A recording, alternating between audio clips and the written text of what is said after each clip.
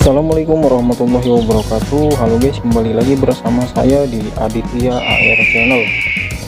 Baik sahabat, jangan lupa untuk di subscribe dulu ya, karena subscribe itu gratis. Halo sahabat, kembali lagi bersama saya di Aditya AR Channel. Kali ini saya akan membahas keunggulan domba Garut. Siapa sih yang tak kenal dengan domba Garut? Domba ikonik Indonesia, anak kecil dengan tanduknya yang khas. Ini banyak kita jumpai di Kabupaten Garut, Jawa Barat, khususnya daerah Priangan ya.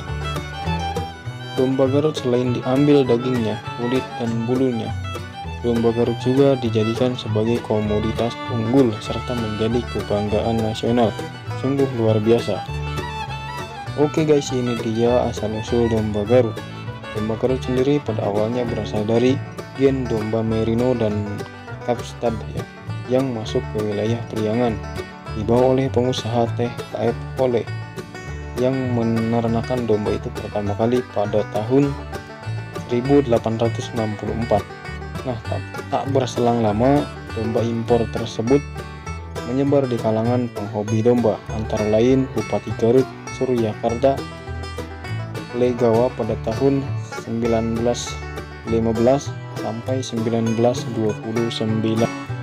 Nah, adapun domba lokal yang disilangkan dengan domba impor itu berasal dari Kampung Cibuluh, Desa Sigawargi, Kecamatan Cisurupan.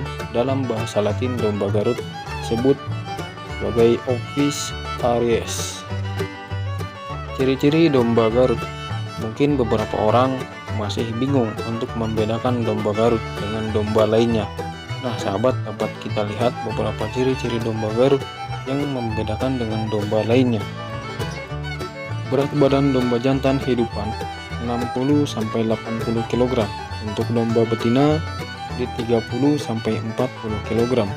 Daun telinga relatif kecil dan kokoh. Bentuk telinga rampung sampai daun iris 4-8 cm. Berbulu lebih panjang dengan warna bulu beragam, mulai dari putih, hitam, dan coklat atau warna campuran. Domba betina tidak bertanduk, walaupun bertanduk ukurannya kecil, sedangkan domba jantan bertanduk besar, kokoh, kuat, dan melingkar. Kepala pendek, dahi sedikit lebar, bentuk kepala cembung. Untuk ekor berbentuk segitiga terbalik dengan timbunan lemak pada pangkal ekor dan mengecil pada bagian bawah. Berbadan besar, lebar, serta kuat. Ini dia keunggulan domba Garut. Oke sahabat, domba Garut memiliki postur tubuh yang besar dan tegap. Bila kita bandingkan dengan domba lainnya, penampilan tanduk sangat beraneka ragam, cantik dan bisa dibentuk menurut selera tuannya. Dan yang terpenting tentu saja sifatnya yang temperamental, khas domba laga. Untuk domba Garut cukup tegap terhadap manajemen pemeliharaan yang baik dibandingkan domba lokal dan bangsa domba lainnya yang ada di Indonesia. Banyak keunggulan dari domba Garut. Selain terkenal sebagai domba ketangkasan, domba Garut merupakan salah satu ternak eksotik. Penampilan fisiknya menawan, perawakan tinggi, kekar, bulu dengan berbagai corak, tanduk yang khas memberikan kepuasan bagi pemiliknya, sehingga tidak aneh harga domba Garut jantan berkualitas bisa mencapai 10 juta, bahkan bisa mencapai ratusan juta. Wow, luar biasa ya. Nah sahabat, domba Garut merupakan domba tropis yang dapat beranak pinak lebih dari 2 ekor dalam satu siklus kelahiran. Ini sangat menguntungkan bagi peternak, karena dalam periode 1 tahun, domba Garut dapat mengalami 2 siklus kelahiran.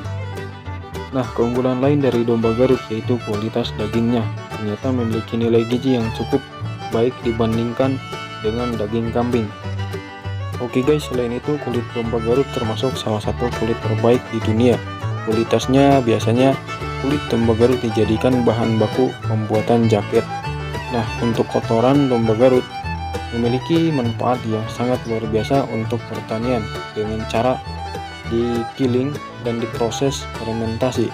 Kotoran domba Garut menjadi pupuk organik untuk segala macam tanaman, sehingga integritas peternakan domba Garut dengan pertanian, dua hal yang sangat menguntungkan.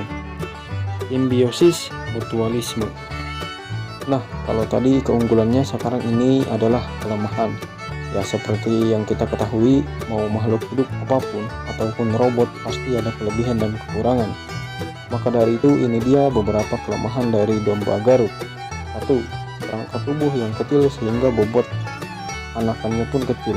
2. Produksi susu kecil atau sedikit.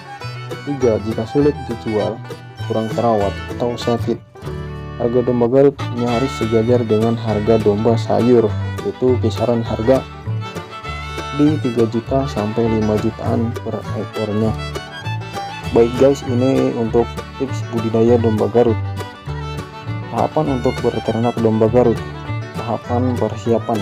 Nah sahabat, dalam teknik budidaya domba Garut tidak bisa dipungkiri bahwa peternak perlu menyiapkan kandang yang baik dan kokoh dengan sesuai untuk pertumbuhan dan perkembangan domba tersebut. Kandang dibuat dengan kuat sehingga bisa dipergunakan dalam jangka waktu yang cukup lama atau jangka panjang. Kandang domba Garut. Ukuran kandang juga harus disesuaikan dengan jumlah ternak yang dipelihara.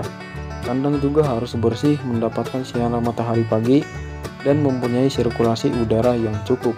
Ada baiknya kandang dibuat lebih tinggi untuk menghindari kebanjiran atau ya hujan menggenang, banjir tiba. Tahapan pembibitan. Tidak bisa dipungkiri bahwa cara budidaya domba Garut yang sempurna tidak akan menghasilkan domba dengan kualitas tinggi jika bibit domba tidak dipilih dengan seksama. Peternak harus memilih domba yang sehat dan bebas hama penyakit. Bibit domba tersebut berasal dari indukan dengan kesuburan dan kelahiran yang tinggi.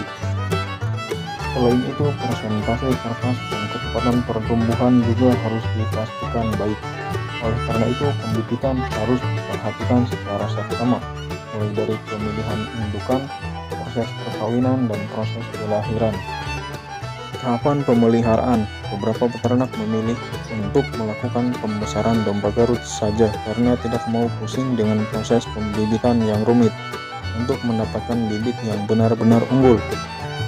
Untuk itu, teknik berternak domba Garut secara detail harus dilakukan, termasuk hal-hal kecil tetapi penting seperti menjaga kebersihan kandang. Kandang dibersihkan 1 kali dalam 1 minggu, sementara tempat makan harus dibersihkan setiap hari. Begitu juga dengan tempat minum, guys. Perawatan ternak dewasa. Bagaimana cara berternak domba Garut yang benar? Ada beberapa teknik perawatan yang harus dilakukan pada domba dewasa. Domba perlu dimandikan secara rutin, paling tidak 1 minggu sekali dengan menggunakan sikat dan sabun. Kemudian dikeringkan di terik matahari pagi. Pencukuran bulu dilakukan paling tidak 6 bulan sekali dengan sisa cukuran sepanjang 0,5 cm. Kuku domba perlu pula dipotong minimal 4 bulan sekali. Pakan domba Garut.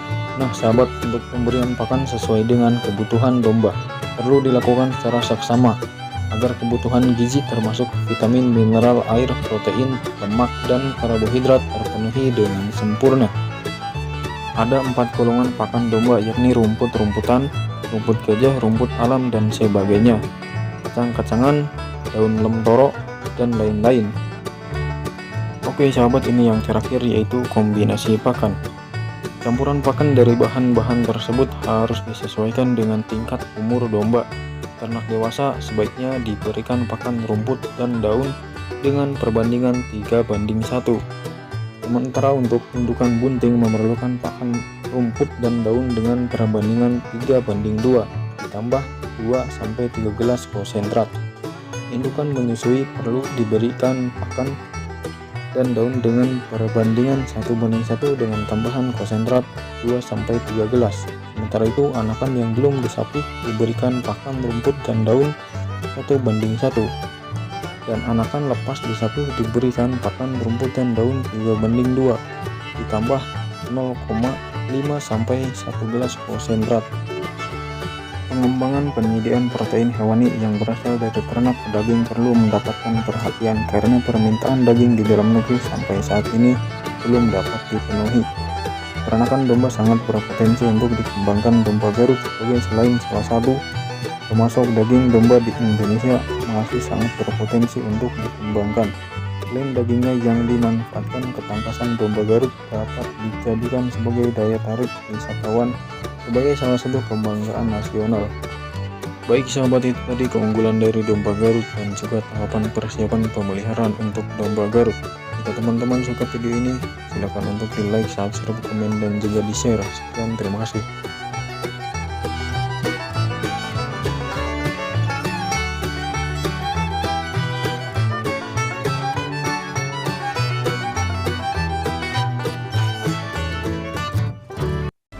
Oke guys, terima kasih karena sudah menonton video ini dari awal sampai akhir.